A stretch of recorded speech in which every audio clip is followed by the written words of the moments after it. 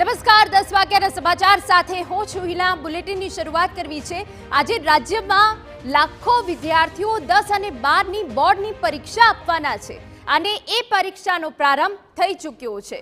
જ્યાં બોર્ડની પરીક્ષાનો પ્રારંભ ધોરણ 10 અને 12 ના બંને પ્રવાહોની બોર્ડની પરીક્ષા આજથી શરૂ થઈ છે।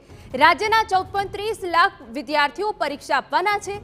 ધોરણ 10 ના 8.92 લાખ, ધોરણ 12 ના 5.35 લાખ વિદ્યાર્થીઓ પરીક્ષા આપવાના છે।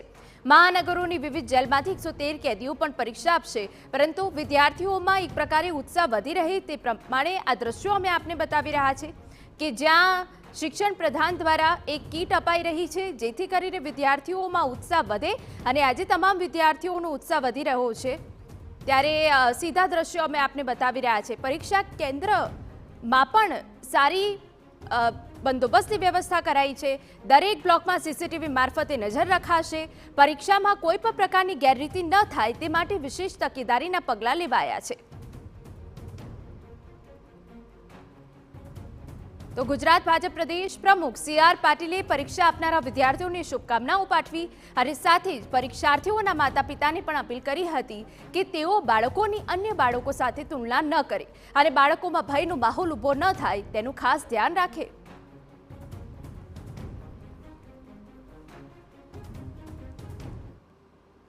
મારી શુભકામનાઓ। કાલે મહાશિવરાત્રિનો પર્વ આપણે ધામધૂમથી ઉજવો, પર્વ પૂરો થયા। આજે ગુજરાતના આપણા યુવાનો માટે આજનો ખાસ મહત્વનો દિવસ છે। ધોરણ 10 અને ધોરણ 12 એમાં આપણે સાયન્સ અને કોમર્સ પ્રવાહની આજે એક્ઝામ શરૂ થઈ રહી છે। મારા ગુજરાતના ધોરણ 10 અને 12ના થઈને 14 લાખ જેટલા 14 લાખ ઉપરના વિદ્યાર્થીઓ આજે એક્ઝામ આપી રહ્યા છે। તમામ વિદ્યાર્થીઓને આ પરીક્ષા પર્વમાં એ સફળતાના શિખરો સર કરે એવી હું પ્રાર્થના કરું છું અને એમને શુભેચ્છા પાઠવું છું। 14 લાખ ઉપર દીકરા દીકરીઓ આ પરીક્ષા આપી રહ્યા છે। પેરેન્ટ્સ, સ્કૂલના શિક્ષકો, આચાર્યશ્રી અને સરકાર તમામ લોકો એવું ઈચ્છી એટલે કે એવું અપેક્ષા રાખી રહ્યા કે આપણું બાળક હસતું, ખેલતું, કૂદતું પરીક્ષા આપે, તણાવમુક્ત પરીક્ષા આપે। આજ તમે જોઈ રહ્યા છો જે બાળકો અહીં આવતા હતા એના ફેસ પર સ્માઇલ હતું। બસ આ સ્માઇલ આપવું એ જ પરીક્ષા દેવા માટે આવનારની એક સફળતા છે। ત્યારે આવનારા સમયમાં ગુજરાતમાં 10મા 12 ધોરણના વિદ્યાર્થીઓ માટે સરકારે નવી શિક્ષા પદ્ધતિ પણ અમલીકરણ કરીને કોઈ તો સમગ્ર મામલે વાત કરવા અમારી સાથે અમારા સંવાદદાતા અંજલિ ઓઝા જોડાઈ ગયા છે। અંજલિ, વડોદરામાં પરીક્ષા કેન્દ્ર ઉપર કેવી વ્યવસ્થા કરવામાં આવી છે? વિદ્યાર્થીઓમાં કેટલો ઉત્સાહ? બિલકુલ હિના, જેવી રીતે વાત કરી કે વડોદરા શહેરમાં 65,000 કરતાં પણ વધારે વિદ્યાર્થીઓ બોર્ડની પરીક્ષા આપી રહ્યા છે। ત્યારે આપ જે સ્કૂલનો માહોલ જોઈ શકો છો કે સ્કૂલમાં વિદ્યાર્થીઓને પરીક્ષા માટે પ્રવેશ આપી દેવામાં આવ્યો છે। તો વિદ્યાર્થીઓ જ્યારે પરીક્ષા આપવા માટે પહોંચી રહ્યા હતા ત્યારે શાળાઓ દ્વારા તેમના વિદ્યાર્થીઓને આવકારવા માટે પુષ્પગુચ્છ અને સાથે સાથે પેન અને મીઠું મોં કરાવી અને તેઓને સ્વાગત કરવામાં આવ્યું હતું। કેટલાક વાલીઓ છે તેમની સાથે વાત કરવાનો પહેલા પ્રયત્ન કરીશું। આપના બાળક પરીક્ષા આપવા માટે આવ્યા છે, કેટલી ચિંતા થઈ રહી છે? ના, અત્યારે એ પ્રકારની કોઈ ચિંતા છે નહીં। એની તૈયારી બી સારી છે, અહીંયા સ્કૂલમાં વ્યવસ્થા બી સારી છે અને આપણા વડોદરાના સાંસદ શ્રી હેમાંગભાઈ જોશી જાતે પોતે દરેક વિદ્યાર્થીને ફેસ ટુ ફેસ મળીને એમની હિંમત વધારવા માટે એમને વેલકમ પણ કરી છે। બિલકુલ, બાળકોમાં ઉત્સાહ તો જરૂરી હોય જ, સાથે પરિવારની પણ એટલી જ જવાબદારી બનતી હોય છે કે વિદ્યાર્થીઓને એક પોઝિટિવ વાતાવરણ આપે। કયા પ્રકારનું વાતાવરણ આપના દ્વારા આપના બાળક માટે કરવામાં આવ્યું હતું?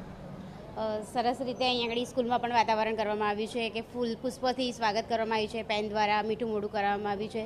ખૂબ સરસ રીતે બાળકોને કોઈ જાતની અગવડ પડી નથી અને શાંતિથી બાળકો ગયા છે અને ખૂબ સરસ છે। બિલકુલ, બાળકો પરીક્ષા આપી રહ્યા છે। એક રીતે જોઈએ તો બાળકો જ્યારે પરીક્ષા આપતા હોય છે ત્યારે ફક્ત બાળકોની નહીં પરંતુ પરિવાર આખાની પરીક્ષા ચાલતી હોય તેવું વાતાવરણ ઘરમાં ઊભું થતું હોય છે। વડોદરાના સાંસદ હેમાંગભાઈ આપણી સાથે હાજર છે, વાત કરીશું। હેમાંગભાઈ, પરિવારમાં જ્યારે બાળકની બોર્ડની પરીક્ષા આવે એટલે આખું ઘર પરીક્ષામય બની જતું હોય છે। બાળકોને સ્ટ્રેસની બહાર રાખવા માટે વાલીઓ દ્વારા અનેક પ્રયત્નો કરવામાં આવતા હોય છે। આપના દ્વારા પણ વિદ્યાર્થીઓને શુભેચ્છા આપવામાં આવી? જી, આજે સૌપ્રથમ તો આપના પ્રતિષ્ઠિત ન્યૂઝ ચેનલ ના માધ્યમથી ગુજરાતના તમામ પરીક્ષાર્થીઓ અને એમના વાલીઓ, શિક્ષકોને આવનારા આ 10મા અને 12મા ધોરણની પરીક્ષાના સફળતા માટેની આગવી શુભેચ્છાઓ પાઠવીએ છીએ। આજે SSV સ્કૂલ ખાતે જે ધોરણ 10ના વિદ્યાર્થીઓ પરીક્ષા આપવા જઈ રહ્યા છે ત્યારે ફૂલ, પેન અને ચોકલેટ આપી અને એમને અભિવાદન કર્યું, એમને ઓલ ધ બેસ્ટ કહ્યું. અને વાલીઓને પણ જે પ્રકારે વાલીઓનું પણ આપ જોઈ શકો છો, તેઓને પણ એક અનેરો ઉત્સાહ હોય. એમનું બાળક જ્યારે 10મા ધોરણનું એક પહેલો પડાવ કહી શકાય એવું એક જેનો સામનો કરી રહ્યા હોય ત્યારે એમની સાથે પણ સંવાદ કર્યો.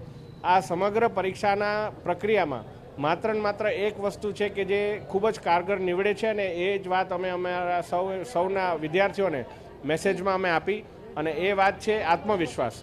જો આત્મવિશ્વાસ હોય તો જે વાંચેલું હોય એ તમામ વસ્તુ તરત જ આપણે યાદ આવી જતું હોય છે. અને પહેલાના સમય જેટલી હવે પરીક્ષાનો ડર એ પ્રકારનો નથી રહ્યો, પરંતુ કોમ્પિટિશનનો યુગ છે.